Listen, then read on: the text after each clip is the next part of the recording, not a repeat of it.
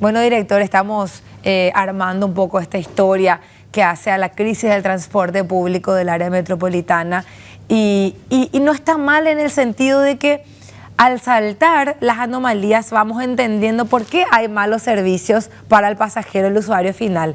Entonces aquí entran las instituciones y cómo están funcionando las distintas instituciones de verificación. El Viceministerio de Transporte, la Subsecretaría de Estado de Tributación y en este caso el IPS. Entonces, director, nos preguntamos y le trasladamos la pregunta: ¿cuáles son los controles que hace el IPS a las empresas del transporte público del área metropolitana?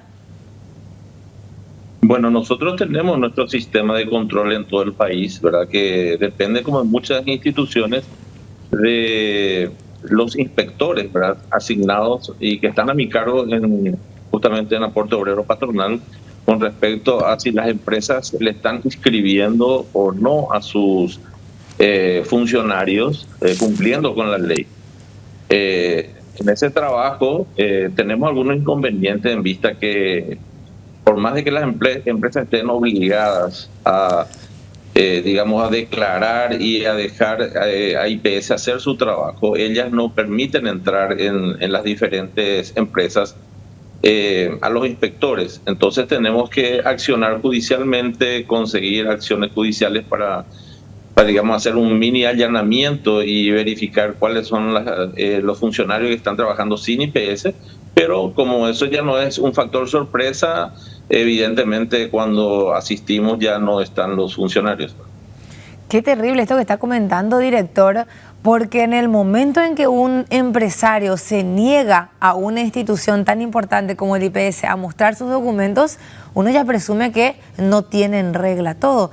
Entonces, ahora que saltó este caso de la SET que encontró falta de documentación, ¿qué puede hacer o qué acciones puede tomar sobre esas empresas cuyos nombres no sabemos en este momento, tiene todavía en resguardo la SET?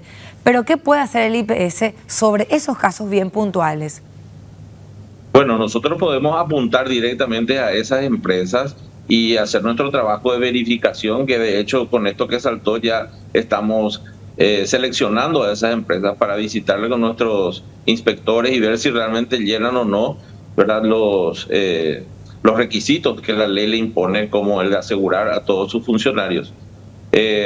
Ahora vamos a ver con qué sorpresa nos encontramos, si esas empresas, primero si están en el lugar en donde dicen estar, y luego si están todos los funcionarios que declararon y los que no declararon también, ¿verdad? O sea, estamos en ese trabajo ahora nosotros.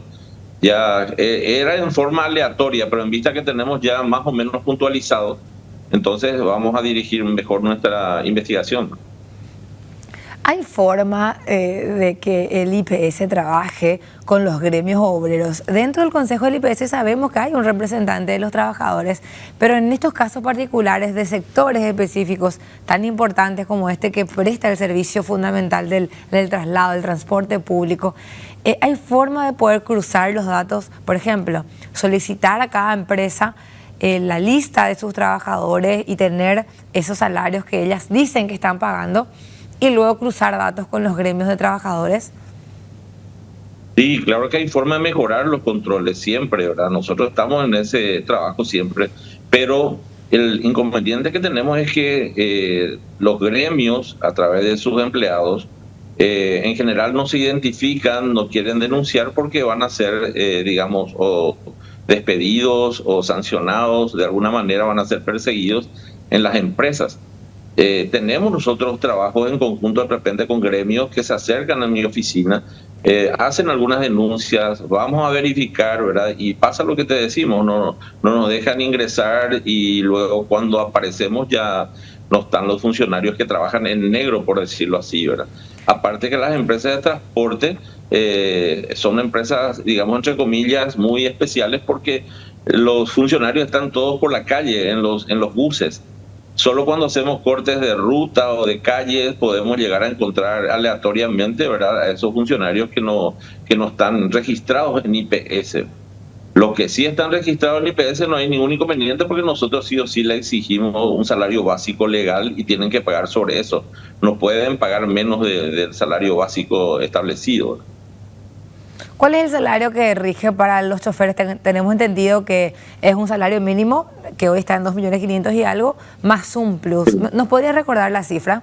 Exactamente no tengo el monto, ¿verdad? Pero sí tienen un plus por las horas de trabajo y por el tipo de trabajo, ¿verdad? Y menos que eso ellos no pueden declarar. Entonces, sobre eso están pagando. Y pagan, por decirte, tienen 52 empleados que están trabajando como choferes o adjuntos. Y cuando van a cobrar el subsidio, tienen que declarar esos 52 porque hay un mínimo también para que ellos puedan cobrar ese subsidio. ¿Cuál es otro tipo de cruce de datos? Porque nos está describiendo que hay específicamente la anomalía o transgresión a la ley de los que están en negro directamente, que seguramente son los que cobran por redondo, que nos dicen a nosotros los periodistas. Cuando conversamos, hacemos entrevistas con los choferes, nos dicen, a nosotros nos pagan por redondo, pero hacen figurar en las planillas del Viceministerio de Transporte que nos pagan el salario mínimo legal para este sector. Describió, director, usted que están los que trabajan en negro, serían esos casos. También hay casos de trabajadores que quizás ganan un poco más, pero hacen figurar el mínimo, como ocurre en otros rubros, cuando una persona gana, no sé, 4 millones, por ejemplo, o 5 millones, pero hacen figurar ante el IPS que gana sueldo mínimo para que el aporte al IPS sea menor. Ese tipo de casos también se detectan en el área de transporte público. En todas las áreas, no solamente de transporte, ¿verdad? Nosotros hacemos cruce de datos también con la SED, tenemos comunicación con la SED. De repente podemos tener digamos, una referencia de lo que una empresa está facturando. Por ejemplo, está facturando entre 800 y 1.000 millones y tienen, qué sé yo, 2 o 3 empleados. Entonces eso nos llama la atención y ahí comenzamos a averiguar y a investigar y a intervenir, ¿verdad? No, una empresa así de grande no puede tener 2 o 3 funcionarios. Y bueno, cosas como esas hay en diferentes tipos de empresas, no solamente de transporte.